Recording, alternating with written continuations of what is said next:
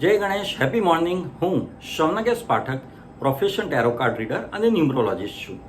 જે કોઈને પણ હેલ્થ, વેલ્થ કે રિલેશનશિપ રિલેટેડ કંઈ પણ ઇશ્યુઝ હોય તેઓ મારી કન્સલ્ટન્સી લઈ શકે છે.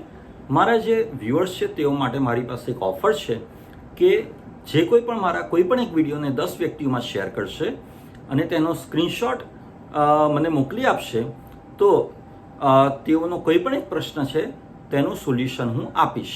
આજે હું તમને વાત કરીશ ટેરો કાર્ડ બાબતે.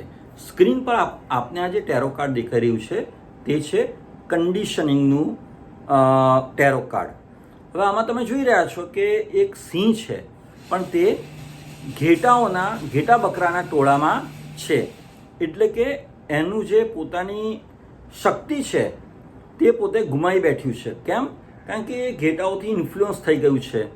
એને પોતાનું જે અસ્તિત્વ છે, પોતાની આઈડેન્ટિટી છે, પોતાની જે ઓળખ છે તે ભૂલી ચૂક્યું છે. કારણ કે તે ઘેટાઓથી પ્રભાવિત થઈ ગયું છે, ઘેટાઓથી કન્ડિશનિંગ થઈ ગયું છે. અને તેના કારણે તેનો તમે ફેસ જોઈ શકો છો કે એકદમ ઉદાસ છે, એકદમ દુઃખી છે.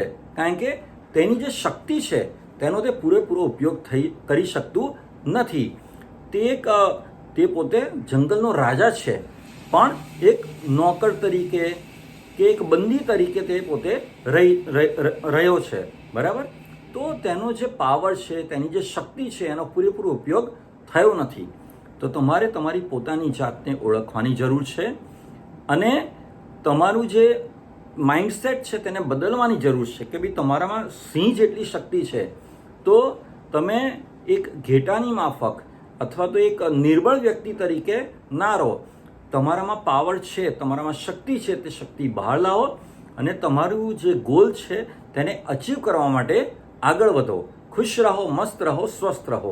Thank you very much.